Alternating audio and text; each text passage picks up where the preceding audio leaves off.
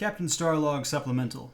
We find ourselves in an orbit around a planet that is suffering under an artificial barrage from the wormhole that brought us here.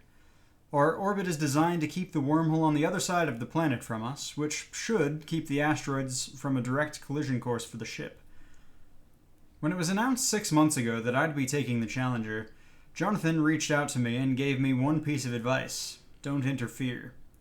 I don't know if he's made of sterner stuff than I am, but I'm finding it pretty damned hard to take that advice. I'm hoping my senior staff will make it easier.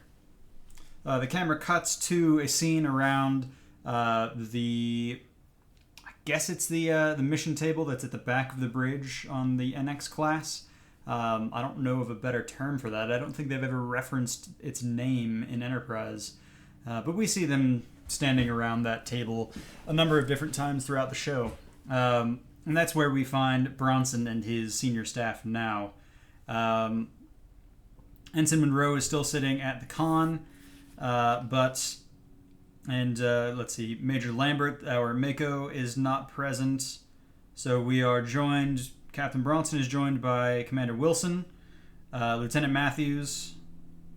We'll have Lieutenant Commander Berglund, who's our Chief Engineer, and Dr. Kieran as well as Sub-Commander Tassal, our Communications Officer. Alright, you've had an hour to analyze the situation. What seems to be the state down there? Captain Bronson says, looking to Matthews in particular. Matthews would reply, "Sir, it's not great. Most of their cities have taken a major hit. It seems like the vast majority of the population is already evacuated to nearby mines, and whatever the state of this planet, they have a larger array of mines than most planets of this level of industry. Certainly more than Earth did in, say, the early to mid-1800s. The mines seem to be stable enough. There's some question," and Matthews looks to Dr. Kieran, "as to whether or not they are necessarily habitable long-term, but for the moment it's certainly keeping them out of harm's way of the asteroids themselves. All, that is, but for one city, I guess you could call it." And he pulls up on the screen a sensor view, overhead view, of a settlement on the surface of the planet, and continues. "Sir, it looks like there's one settlement that seems to be isolated from all others. There's just one road coming in and out, and it's maybe 50 miles away from the nearest city, nearest civilization of any kind. The people here have not been evacuated, and there's some question as to whether or not they will be. All other large cities have, I guess you'd call them, some kind of transportation, wheeled vehicles, or in the nature of trains, I guess you could say as well, working to get supplies and people out and to new locations. But there has been, in the last hour, nothing from this settlement." Bronson turns and looks around at the rest of the senior staff.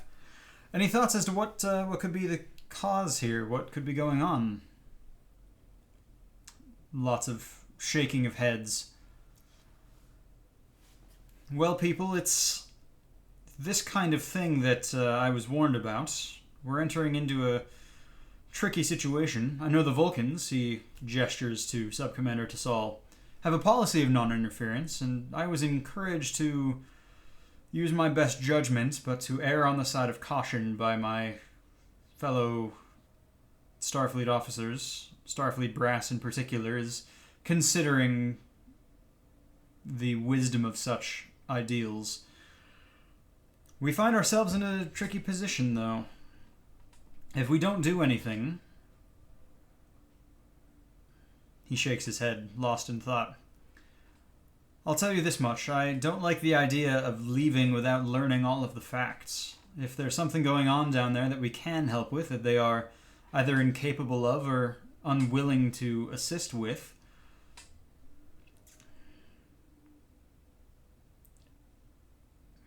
shakes his head again. Ensign, he calls to the con. Have the shuttle bay prepare a shuttle. I'm going down there. And several people start to speak up at once. The first being, of course, Subcommander Tassal, who objects, claims that they are picking up no signs of any indication that this species is ready for first contact. Commander Wilson, our first officer and tactical officer, objects similarly that the situation is too dangerous to go down into with such little information. And interestingly enough, actually, we're going to go ahead and make a task here. This is going to be...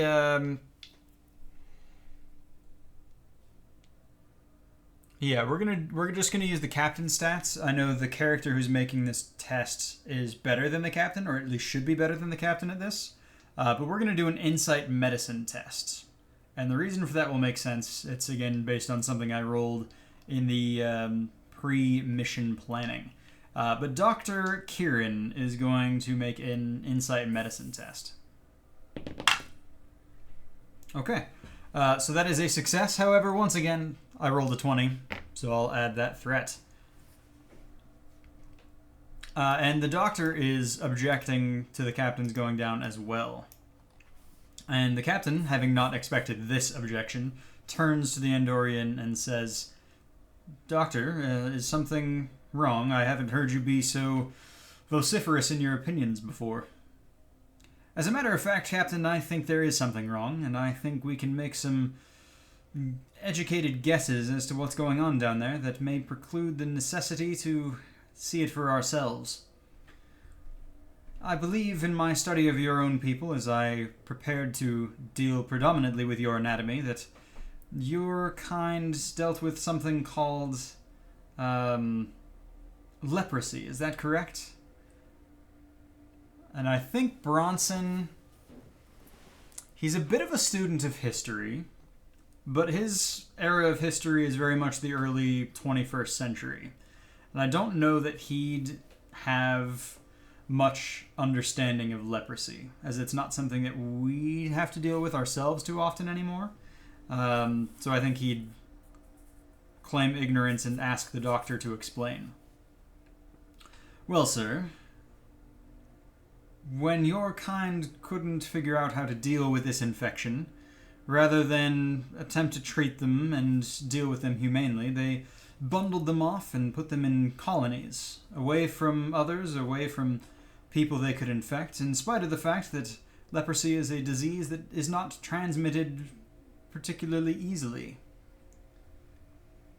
I believe that this settlement is something of the sort.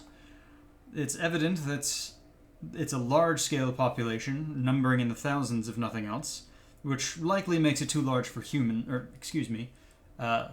for prisoners. The next option is that it's a settlement that just does not care to be interfered with, which, if that were the case, why would they have a road going anywhere? Especially heading towards one of the other major settlements. It is that road, I believe, that is the most, shall we say, compelling piece of evidence. One road in, certainly peculiar, almost as if they don't really want people leaving.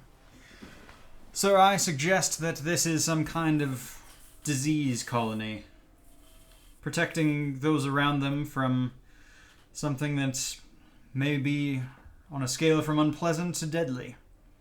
I do not believe it wise to head down there without further information. In fact, I think we should... And Dr. Kieran turns to look at Subcommander Tassal and raises an eyebrow. I think we should do as the Vulcans would do and leave well enough alone. Bronson looks around the senior staff again, and after a moment, I think he would nod at everyone and would turn to the doctor and say, "Objection noted. However, just because they haven't figured out a cure, assuming you're correct, doesn't mean we shouldn't pop down and take a look. However, I will err on the side of caution. I am not going to order anyone else to come down with me. I will fly the shuttle down alone. I will investigate the situation, take whatever scans I can, and see if there's anything we can do before coming back up. Where, Doctor, you are welcome to keep me in decon as long as you wish, to ensure the health of the crew. If all else fails, maybe I can do some good down there. And everyone kind of stands there in stunned silence for a second before the same voices begin to clamor again for attention. And it's, again, the doctor who speaks up and would say, "Sir, you will not have to order me to go with you. I request permission to join you. If you are going to be going down there, you will need someone of my experience, assuming I'm correct, which I believe I am. And should the worst happen, it'll be a lot easier for me to treat you if I am able to be right next to you and able to have easy access." Okay, I think we're going to have another task here to see if the doctor is able to convince Captain Bronson to take him with. So, let's go ahead and do, again, we'll use the ship stats, because that's a reasonable thing to do. Let's see. No, we'll not use ship stats. I'm just going to set a target number of a 10. I think that's reasonable. He's using... Well, that's a medicine test. Let's say he's got a presence of 8 and a medicine of 4. That'd be a 12. That's underselling his abilities. So we'll just say a target number of 12. And we'll spend this threat right away to make the difficulty increased to a 2. And we'll see what we get. Okay, that is 1 success and 1 failure. So our second task of the act is a failure. And the captain shakes his head and says, "I'm sorry, Doctor, but I'm not willing to leave the ship without its chief medical officer. In case the worst should happen, there's a chance that the Challenger will need you more than it will need me. No, I will go alone." And at this, there are no other objections. There might have been had the doctor succeeded in his task. So, Bronson is going to fly down to the surface, and at this point, I think, because he's got to zip around to the other side, it will require a task. And I think this is going to be a daring... This is not great for Captain Bronson. I think it's going to be a daring con task as he tries to fly through a barrage of asteroids coming down on the surface as he approaches this settlement. Yeah, so daring con... Here we go. Target number of 9. Just 1 difficulty. I'm not going to be cruel to him. Okay. Goodbye, Shuttlepod 1. I rolled double 13s. Second failure in a row. And as he's kind of pulling in, he's maybe 5 kilometers away from the city, the shuttlepod gets slammed into by an asteroid. And the shuttlepod starts to go down. And we see it crash a little bit later. This will be a kind of a succeeds at a cost. So the shuttlepod is down, but he's on the ground and only about 5 kilometers away. It won't really require a task to get to the city. As he's going on foot, I don't think there's not much he could do to dodge an asteroid anyways. If one's going to hit on him, he's in trouble anyways. And I think the size of the asteroid we would have seen his shuttle run into was probably pretty small. It was enough to take out the primary thrusters and whatnot, but I don't think it was enough that like he couldn't make a controlled descent and so on. So he crashes, and he's now got a choice. Actually, let's go ahead and see. There's a lovely damage chart. Let's take a look here. I think it's in this section. I'm going to pull it up and I'll be right back.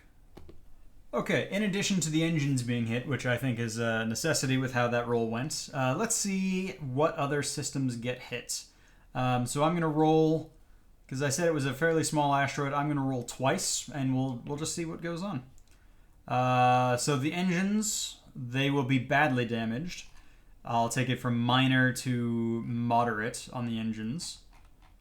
And the hull has been breached. And I think, again, that'd be a minor bit of damage. Yeah, we'll call that minor. There's a small hull breach, or maybe it's not so much a breach as it is because that would be moderate. There's a fracture in the hull that if the ship takes any more damage, if there's anything that goes on as he's flying out, it will turn into a hull breach, and a nasty one, pretty easily. So I think that's probably the extent of the damage. The engines, however, are moderately damaged. Requires multiple crew members to repair. We could have some jury rigging. That's something we'll have to get into in probably the next act. Actually, let's take a look. So Bronson has a control engineering of 11. I think he'd try and fix it before he heads out to the city. Because there's no point in him heading out to the city if he's going to have to come back again later. So yeah, I think he'd go ahead and try and fix it. Control engineering, because this is more about how adept he is at fixing it. He knows how to fix it. It's the engines. They're not that complicated, all things being equal. So yeah, let's go ahead and try a control engineering, difficulty 11, target number 11, 1 difficulty. Okay, that is 2 successes. We rolled a 7-11. So we will generate a momentum. We now have our, second success of the act. And he's got the ship jury-rigged to the point where in a pinch he could fly it. It's not going to be the easiest flights. Anything more complicated than just getting out of the atmosphere is going to require probably a difficulty 2 test. But at this point, seeing that the ship is semi-flyable, he'd go on foot the 5 kilometers to this settlement. And as he approaches, I think he'd come across the main road, maybe even landed on the main road, was able to bring it down. And we start to see signs in an alien language that he has not been able to have translated for him. Subcommander Tassal, obviously not being with him, is not going to be of much use. But he takes a couple of quick scans and then sends his data back up to the Challenger. However, I think he would see he sees a symbol on one of the signs, or maybe a few symbols. And I think, well, obviously I know what it is, but we're going to see if he can figure it out. So let's go ahead and have him do an insight medicine. This will be target number 11 once again. This is essentially to see if he can figure out the quarantine symbol for this species without any prior knowledge. So let's see what we got. An 11. Okay, that is 1 success. On a target number of 11, we got a 6 and a 17. So he now has confirmation that the doctor is correct. He's going to be a little more cautious going in. And we will cut as Bronson approaches the city. We would see a massive fence. It looks to his eyes disturbingly like a concentration camp, and less like as a student of early 21st century history, less like a what's the name? I gotta think of it. I'm gonna hurt myself if I don't remember this. The second I paused, I remembered it. Sanctuary district. It looks more like a concentration camp and less like a sanctuary district. And with that thought running in his head, he kind of slows to from his jog to a slow walk as he approaches the fence. And he's realizing that this could be a little more complicated than he thought. And that's where we're going to leave part 2. We will resume next time, seeing how Captain Bronson chooses to deal with this situation. Until then, Live long and prosper.